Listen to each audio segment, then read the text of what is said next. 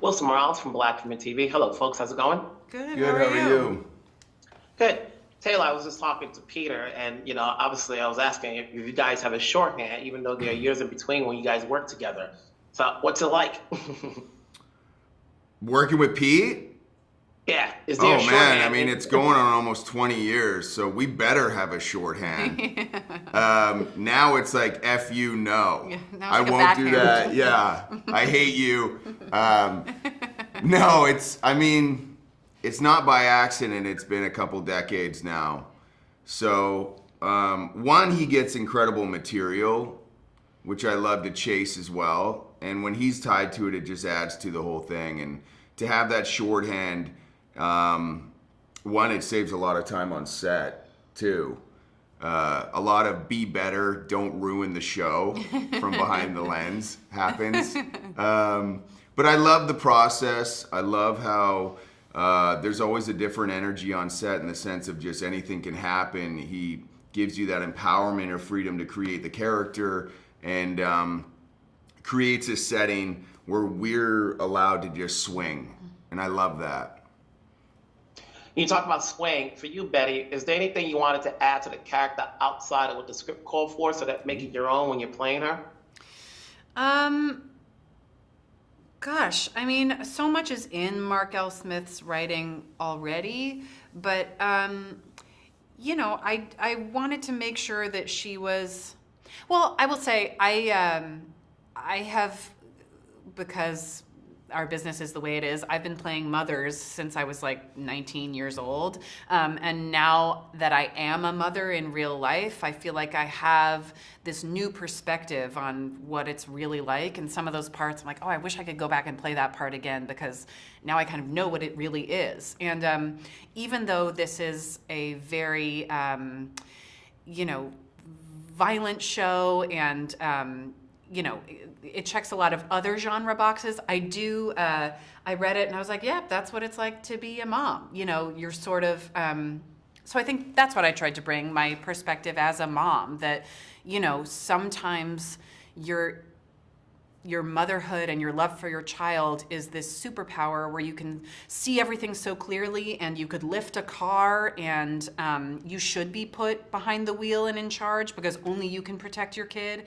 And sometimes your motherhood, it's blinders to what's really happening. I think we see both versions of Sarah, that it's her superpower and her blinders in some scenarios, and I tried to weave that into playing her.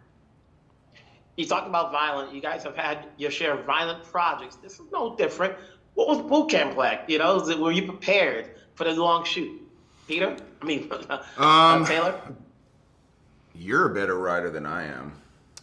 A horse rider? Yeah. No. Yes, 100%. Cowboy camp, few weeks, I think. I live in Montana, so I was learning to ride there. I am no horseman, I will tell you that.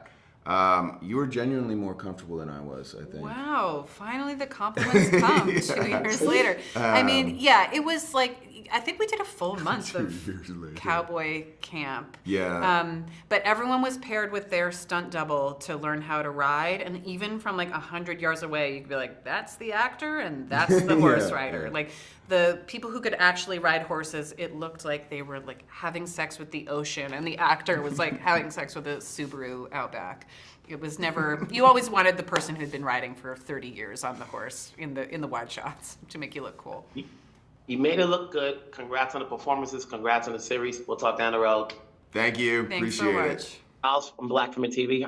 Hello, folks. So apologies on the tech issues. Peter, when you come into this, and you've directed films and shows before, what's the challenge when you're doing a period piece and making sure everything's right in terms of the environment, the language, and everything else around it? Right. There were a lot of challenges with American Primeval, really big cast, multiple different cultural groups, different Native American tribes, Mormons, mountain men, pioneers, and military. So getting all of those groups kind of squared up and as accurate as we could was a challenge. Probably the biggest challenge was us deciding we wanted to go shoot this all on these exterior locations in a very cold winter in New Mexico. So we were up on top of mountains with a couple of hundred people every day, working in pretty challenging elements and getting those days done and getting everybody up and off that mountain safely and getting good work was a really kind of fun challenge for me and I think everybody on the crew. Julian, when you come on board, what comes first? Is it being on a set, or do you get the script and you adding your expertise to it? What comes first for me is really, I work with all the different departments on authentic details first. And so I started, a couple months before and started working with costume, started gathering my research from I've sat on several boards of museums in different places, native culture museums. And so really pulling out research, and I do really a combination of research then of engaging artists within the community. We had 3,500 items that were made by natives that are authentic to the show. I engaged all three of the different nations that were involved in it and set up workshops for the teepees, for set, and for prop. And so we made something like 700 pairs of moccasins that were all made by the Shoshones tribe. We had a workshop that just did that and cleaned hides. And so what I'm gathering is not only the experts to basically the historians and different people to work with the director, but I'm also putting together the details in the research. I used to sit on the council at NMAI at Smithsonian.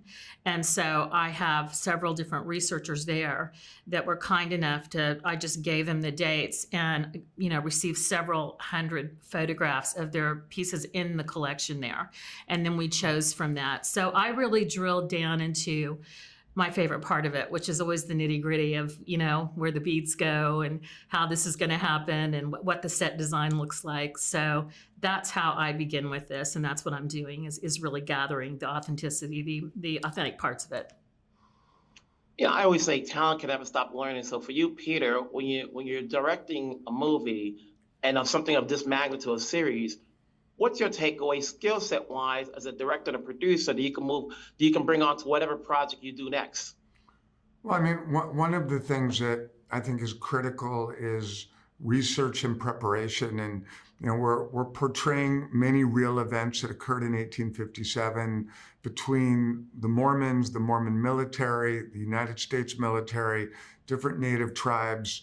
And these are all real, groups who existed and who are known about by people such as Julie. And to start off something like this, you must do a tremendous amount of research so that you understand the base realities of this cultural environment that you're trying to recreate.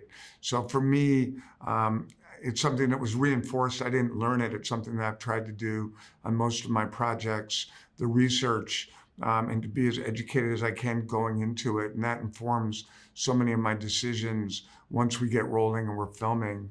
And something that I would, always carry with me into future projects. Research, research, research. You mentioned earlier this is your fourth time with Taylor. Is it a good shorthand between the two of you, even though they are years apart? For sure. I mean, working with somebody, doing a show like American Primeval, where we're up on a mountain in some pretty extreme weather for a long period of time, it's nice to have a shorthand with the key collaborators in your orbit. And Taylor and I have that. We've worked together so long, and I felt very comfortable, entering this adventure with him. Congrats on the series to the two of you. We'll talk down the road. Take care. Thank you. Wilson Morales from Black Film TV. Hey, folks, how's it going? Wilson, how are you? Good. With your names, I'm going to be interested. And then when I was watching the first episode, and without giving it away, I said, they wouldn't do this to me after I saw what happened to Dane's character. But then I was like, okay, we got more episodes to go. Having said all of that, what led you to saying yes to this project, Dane? I was ready for a challenge. I was ready to get down and dirty. I'm trying to, it was a while ago, but I think the series I had done before this was The Staircase, which was amazing. And I got to work with a lot of wonderful people. But it left me wanting adventure. You know, we were like in a sound studio in Atlanta, and it was great. I got to work with amazing people, but I read this and I was like, all right, here we go. You know, like I'm ready to go back to something adventurous and crazy, and I'll be in good hands with Pete Berg. And let's just let it fly, and let's see what happens, and let's go on an adventure. You know, it was exciting to me. You know, Kim, I've seen your work throughout the years. I'm always just going to remember you from Sons of Anarchy. So when I see you here playing Brigham Young, I look at that hairstyle. I'm like, what happened? Why did they do Listen, that? Wilson. You know? I wanted the hairstyle you have right now when I played Brigham Young. Look at that long blonde crimson flowing hair. People didn't recognize me. They didn't know who I was. You know, but what goes into playing Brigham Young? How much research did you do before taking on this role? A lot. I mean, I did a lot. Peter and I talked, I guess it was 2 years ago now. He offered it to me in November of 22. We shot it in 23, finished it in 24 because of the strike. So this project, Dan and I cannot wait for the world to see this, for sure, for me. I can't wait for people to see this for all of us, because what Peter Berg did was, I think, astounding. And so I did a lot of research. I read a lot of books, a lot of a lot of biographies, and one novel called The 27th Wife, one of his only wives that divorced Brigham Young. So I had a lot of stuff in my head. I'm obviously I'm not a Mormon, so to find out what it takes to be a Mormon for something like this was part of the process that I found most rewarding.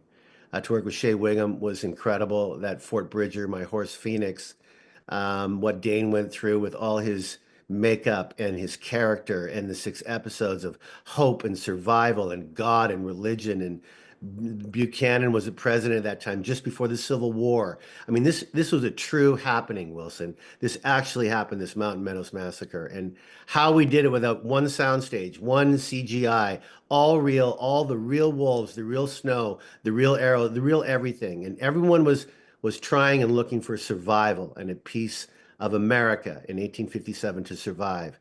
And it's a very brutal take on that, but it's beautiful and savagery too. It's really crazy to watch. You know, you hit on the key word, survival of the fittest. And when I think of Dave's character, like most of the characters in the show, but for you, Dave, you know, what makes your character survive outside of just trying to find peace and also trying to find his wife? I think that for Jacob, it's, you know, it's all about his faith. You know, his belief in God, that he feels like he can have direct conversations with God. You know, and I think survival is all Jacob wants to make it to, you know, Salt Lake City with his wife, and to start anew and to not feel persecuted. And he never thinks of giving up. He wants to survive every single day, and he believes he will, because he believes he was chosen to, you know. So it was really interesting doing this show, because I'm so alone most of the time. But when I realized, oh, I'm not alone in this show, I'm actually in conversation with God the whole time. I think it made me understand what drives him forward throughout the series. Congrats on your performances. Congrats on the series. We'll talk down the road. Take care, folks. Thanks, Wilson. Wilson Morales from Black Film TV. Hello, folks. How's it going? Good. How are you? Hey. Hey. So, you know, when I first started watching this episode, I was like, oh, Dane's in the show. And midway, I was like, no, they wouldn't do that to me. Yeah, they wouldn't do that to me. But then as I watched later on, without giving it away, I was like, okay, good enough. Good one. What led you to saying yes to taking on this project, Dane? Dane or Derek? Oh, Derek. They had it wrong. They gave me the wrong name. My bad. Let's start this over again. All right. Wilson Morales from Black Film TV. How's it going, folks? Good. Yeah. Derek, what led you to take on this project? The realness and the truth. Okay. Listen to the truth. And about yourself, Saura? Well, when I met Pete, the first thing that drew me to the project was Abish. I think she's a very forward-thinking young woman for her time, and she has this innate strength and search for truth. And that's a beautiful thing to get to play. When you take on this period piece, there's a lot of research that goes into this because, as me as an audience, I want to see like how much is correct and so forth. And when you're playing these roles, how much research did you do outside of the script? Derek? For me, it was just being real and authentic. I'm from the reservation. It's a genetic memory, these things actually happened to my people. So it was just being able to authentically and positively give you who I am. I guess it's a genetic memory for me. And yourself, Saura? Two sides. I think there was like the academic side of understanding the history and like literally dates, and then there's the human side of just being on set and being surrounded by wonderful castmates and then just reacting to what is in front of you. And this show is very authentic. We filmed it with no stages. We were out there in altitude, in rain, cold, sun, and a lot of it kind of comes together in one when you're there. When you're working on this long shoot, and I'm hearing about the cowboy camp and the boot camp, were you guys prepared for this in terms of like what you were going to go throughout the times you're working on the set? Saura? What was cowboy camp like? Well, yeah, you were prepared for camp itself. Yeah, no, I wasn't. I'd never ridden a horse before this, so that was something. But I loved it. I love being around animals. I think having, we also had dogs on set, a lot of dogs. I was like, damn, is this an American thing? I'm not sure. But it was beautiful. No, it really was because it brings animals are, they're present. They're not, and it's kind of like a barometer to see where you are, like how you are with the animals, with the horses. I learned this from Derek, but like, being on a horse, you are one with the horse. It's not two separate beings. And that was one of the big things that I will take away forever from this show, is learning how to be one with what's around you. Derek, were you like an unofficial consultant? I try to help everybody as much as I can. It was really cool to see everybody's evolution as they kept riding horses. And Saura, like she said, she was naturally connected. I seen her like encouraged, keep riding. I was like, that's a real beautiful, cool thing to see.